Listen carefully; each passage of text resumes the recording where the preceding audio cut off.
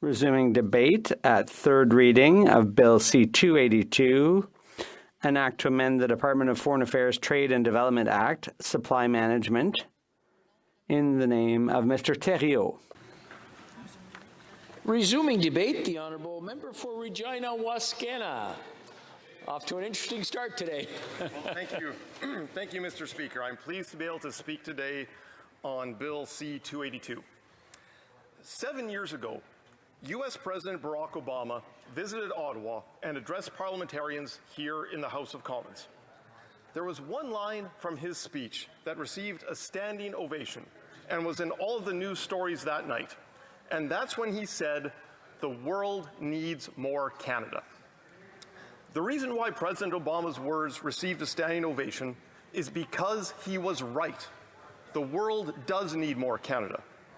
The world needs more softwood lumber from BC, more cod from Newfoundland and Labrador, and more of everything from everywhere in between. Unfortunately, Bill C-282 marks a significant departure from President Obama's positive outlook for Canada, and instead represents a much more inward-looking and isolationist future. Canada has always been a trading nation. Over the past 40 years, Canadian governments have negotiated 15 free trade agreements with 51 different countries. It's important to note that these free trade negotiations were signed, ratified, and implemented under both Liberal and Conservative governments. This Team Canada approach has served Canadians well by giving our free trade negotiators the flexibility that they need to negotiate a deal that is in the best interests of Canada. Unfortunately, Bill C-282 proposes to take supply management off the table in future free trade negotiations and will handcuff our free trade negotiators and limit their ability to negotiate a deal that is in the best interests of all Canadians. This is exactly the warning that was made to parliamentarians at the International Trade Committee when they heard from our lead trade negotiators, both when this bill was being studied at committee as well as an identical bill in the previous Parliament. Doug Forsyth, Director General at Global Affairs Canada, in charge of market access and trade development, said the following, quote, "If we were to start from the position that we would not be dealing with 100% of the items that we would negotiate on, it does risk having an agreement that's not necessarily completely beneficial to Canadian exporters and producers, and it does risk being an agreement that does not necessarily provide the full economic benefits to Canada that one might have expected," unquote. Mr. Forsyth's concerns were echoed by his colleague, Mr. Aaron Fowler, the Chief Agriculture Negotiator. Mr. Fowler actually went a step further and added, quote, "In some cases, the country may determine that they do not want to move forward with a free trade agreement with Canada in the absence of Canada's being able to make commitments in this sector," unquote. Mr. Speaker, given that these warnings are coming from Canada's actual free trade negotiators, it is incumbent on parliamentarians to take them seriously and to not go down the path of handcuffing our negotiators in future negotiations. Take, for example, the government's Indo-Pacific strategy, which it announced last fall. In this document, the government outlines its plans to negotiate free trade agreements with both India and the ASEAN nations of Southeast Asia. India has a population of 1.4 billion people, and the ASEAN nations have a combined population of over 600 million people. That represents a combined total of over 2 billion potential customers for Canadian exporters. That sounds like a great opportunity for Canada. But I can't help but wonder, if Canada's negotiators have to take supply management off the table, then what sectors will India and the ASEAN countries take off the table as well?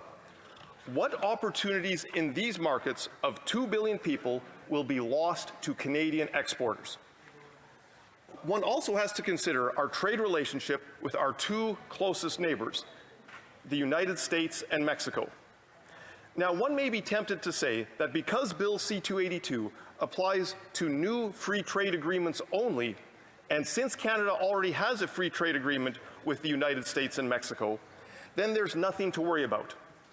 However, it's important to remember that the current NAFTA agreement has a sunset clause, which any of the three countries could invoke if they are unhappy with the current deal and would like to renegotiate it from scratch. If this sunset clause were invoked, Canada could be left without a free trade agreement with the United States and Mexico as early as the year 2036. And so again, that raises the question. If we sit down with the Americans and the Mexicans 13 years from now to renegotiate NAFTA, and if Canada's supply-managed sectors are off the table from the outset, then what sectors will the US and Mexico take off the table as well? Which Canadians will no longer be able to export to the United States and Mexico because of Bill C-282? Will it be New Brunswick lobster fishermen? Will it be assembly line workers in Ontario's electric car factories? Who? I know I would not want to go home to Saskatchewan and tell the farmers and ranchers and potash and uranium miners that their jobs no longer exist because they can no longer export to the United States. I'm sure there isn't a single parliamentarian in this chamber who would like to have that sort of conversation with exporters in their ridings either. And so, what to do about supply management when it comes to future free trade negotiations? I believe that if a farmer works in one of the supply managed sectors and owns quota and has played by the rules, and if a future free trade agreement reduces the value of that asset, then that farmer should be compensated for his or her loss. And that compensation should be clear, complete, spelled out in black and white, and should be paid out in a timely manner. While every country has sectors that it seeks to protect in free trade negotiations, no country has enshrined into law what its negotiators can and cannot talk about with other countries. With an open economy that is largely based on exports, we should not be making Canada an outlier on the world stage. In conclusion, just about all of the speakers to this bill have extolled the virtues of supply management and the people who work in those sectors. And I have no doubt that workers in these sectors are good people who deserve a fair shake in free trade agreements. But sooner or later, someone has to ask, what about the 99% of Canadians who do not work in the supply-managed sector? What about other farmers and ranchers whose livelihoods depend on exports? What about Canadian workers who work in export-based sectors other than agriculture? What about Canadian consumers who drive a car that is built in Germany or use a smartphone that is built in South Korea, or who just enjoy a bottle of French wine with their dinners? All of these Canadians benefit from free trade agreements that were the result of countless hours of our free trade negotiators, and without having their efforts hindered by Bill C-282. Mr. Speaker, I would like to conclude with another quote from President Obama's 2016 address to Parliament. He said, "The benefits of trade and economic integration are sometimes hard to see or easy to take for granted. And the very specific dislocations are obvious and real. There's just one problem. Restricting trade or giving in to protectionism in this 21st century economy will not work." Mr. Speaker, that statement also received a standing ovation. The world does need more Canada, not less.